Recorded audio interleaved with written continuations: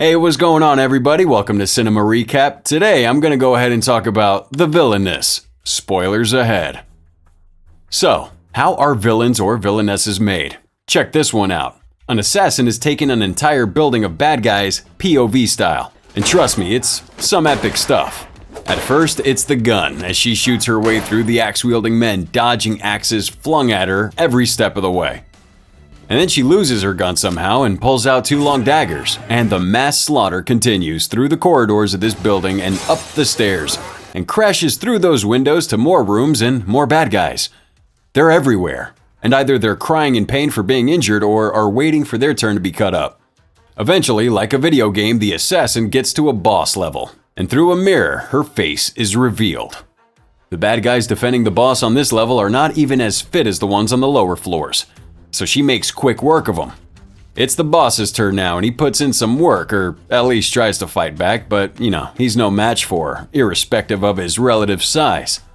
She wraps a rope around his neck and jumps out the window, managing to hang him with her body weight. The police arrive and dare to arrest this legend of a woman. All she does is smile sadistically as she's about to be taken away. So now she wakes up in a room with a small bed and a cross on the wall. And as she does, some more sleeping gases pass through the air vent directly above her bed, and she's forced to fall back asleep. She's then transported to another room. She's drifting in and out of consciousness as she's operated upon. You can see the line marks the doctors have made on her face. So to remove any doubts in your minds, it's a plastic surgery operation and not an abortion. But where'd that idea come from? Well, it's soon after the surgery and she's getting something to eat alone in another room. This interlude is gas too, and she can sense it. So she's referring back to her old training through flashback. Now back in the day, she as well as others were being trained on how to hold their breaths underwater. After 5 minutes, their instructor threw in some knives into the water so they could cut themselves loose. But Suk-hee, as she's known, remains in the water. Her trainer's compelled to jump in to rescue her. And once back on the surface, he tries to resuscitate her but realizes she was bluffing. Now that same bluffing attitude is at play, as she attacks her new captors and runs. She's trying to find the exit and comes across other girls in other rooms as she goes. And now she's grabbed one of the orderlies as a shield. In one of the rooms, Kwon-suk offers to help. And so they get to the roof and jump, but Kwon tranquilizes her. And when she wakes up, she's surrounded with a group of operatives looking at her through CCTV. Kwon-suk is a spy boss lady, and when they're alone in an interrogation room, she brings Suk-hee up to speed. Well, she's been given a new identity and life by virtue of her skill set. Basically, Suk-hee is a killing machine and the government wants her. Hence all the trouble of arresting her earlier and administering plastic surgery. Apparently, she's valuable like that. But she doesn't think so, and instead she wants to die. Then Kwon-suk pulls out the baby card. Congrats, Suk-hee is pregnant. Now she has to live and accept to be trained, if only for her unborn child. All Kwon asks for is 10 years of her time as a government assassin, and then she gets a pension and her freedom. So Suk-hee goes through the program, and amongst other things, there are makeup classes and acting classes aside from the more brutal trainings. Apparently, a seductive skill is just as important as target practice. Soon enough, the baby's born, and Suk promises to protect it at whatever cost. No one better mess with the bad mama assassin. One instance, all the recruits are at a sword sparring session, and one girl in particular is giving Suk-hee's personal friend a hard time. She also makes the mistake of challenging Suk. To cut a long story short, Suk gives her a taste of her own medicine. Meanwhile, the superiors are observing through that CCTV room, and it seems one, Hyun-soo, has been chosen to be her secret handler once she gets out in the open world. So now as Suk gets a defining tattoo removed, she falls into another flashback, where her first ever trainer named Jung was giving her that same tattoo years ago. Now while there, she promised to avenge her father's killers. And then we see the bad men responsible. And then we see that she has somehow caught up with them, and especially the bad man responsible. His name is Jang Chun, and he has bad dental hygiene. She thinks she's cornered him, but his men ambush her and tie her to a chair. Just when Jang's about to begin torturing her, Jung comes to her aid. Now it's back to the present at target practice, or even a challenge about who can assemble a pistol the fastest. Suk aces these tests, because she's done them before as a teenager under Jung's tutelage. And soon enough, she's handed her first assignment. She arrives at a house on a motorbike and proceeds inside. But the target's already onto her and defends himself with a sword. It could be first-time jitters because her combat is a bit shaky, but she's able to stab him as she runs. His men give chase and it's a long pursuit, but she evades them all and jumps from bridge into river. And Quan soon arrives to pick her up amid the first-time emotions. Now in one flashback, she experiences her father getting killed at the hand of the man with the bad teeth. It was all about a gemstone Suk-hee's father had acquired, or perhaps stolen from this guy. So Mr. Butterteeth must have felt strongly enough to snuff his longtime partner for it. Suk also remembers there was a second man there. Suffice to say, Suk-hee's father promised it would be her wedding gift. But he's dead now, and so Jang sold her off to a brothel. On her first night there, it just so happened Jung had a target there, and ended up saving her before she was violated. And this is the beginning of their relationship. Soon, Suk is ready to leave with her daughter for the outside world. Kwon soon has arranged everything, so they're driving to her new apartment and drop her off. Hyun-soo, who's become her handler, is lurking around too. As Suk gets into the elevator, he accidentally follows her in and knocks over a box or two. Also, he just so happens to be her neighbor, plus he's a bit too friendly. It's so bad that Suk has to call Kwon at HQ to do a background check on him.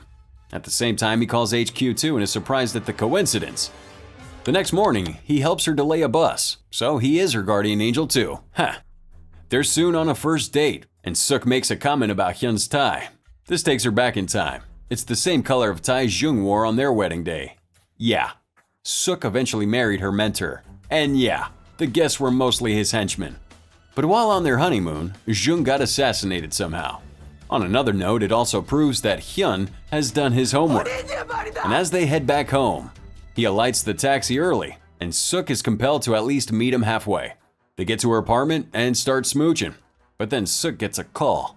She's soon reunited with Min-ju, her old friend, and they're to do a job together. At the staging area, Suk is able to help steal the bad guy's phone while they seduce both men. She goes into the bathroom to download its contents. On exiting, Min-ju has a knife to her neck, and it seems the two bad guys are onto him.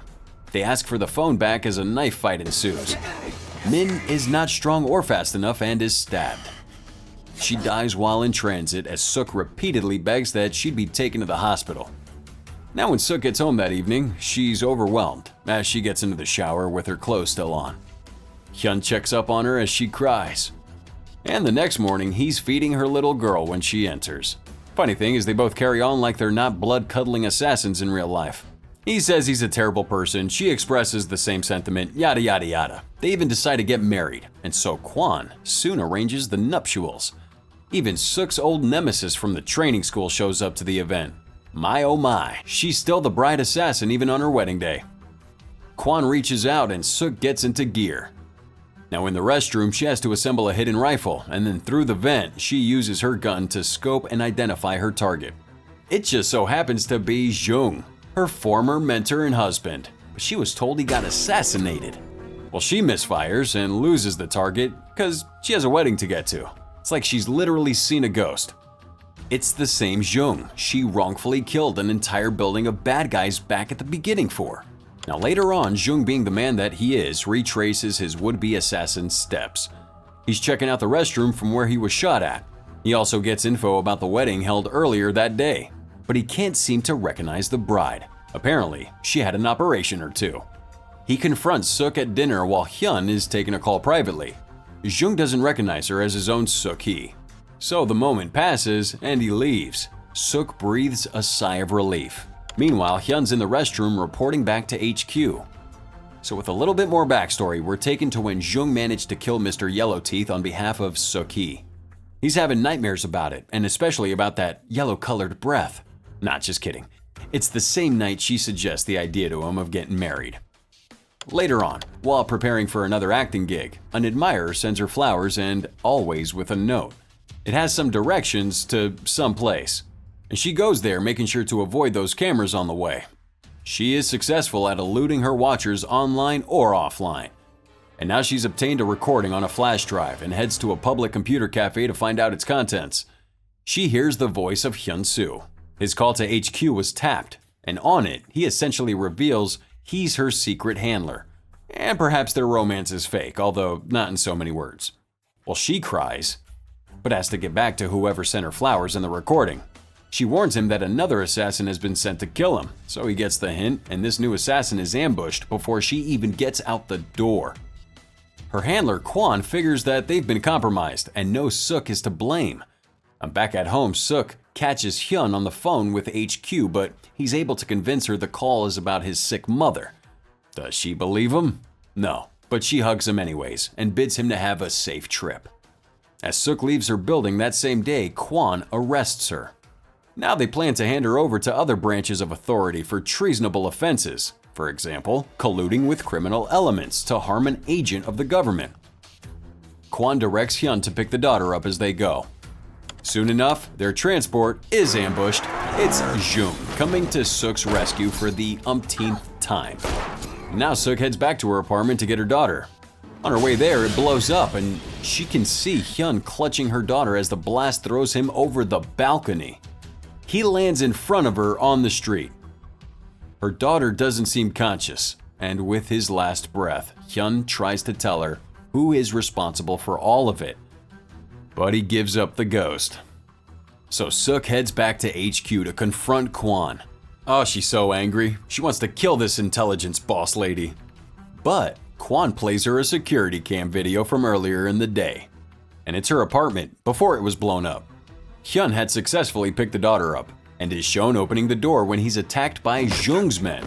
Hyun reveals to Jung through the phone that the little girl is really his daughter, but he tells Hyun it's his life for hers. And he can't do it.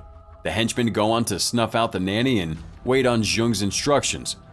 So that evening, as Suk approaches her apartment, Jung gives the signal and boom. He wanted her to see her closest family gone right in front of her. Such a sadist. And back at HQ, Suk has seen enough and blasts away at the screens in the room. She regrets her life and Kwon tries to console her.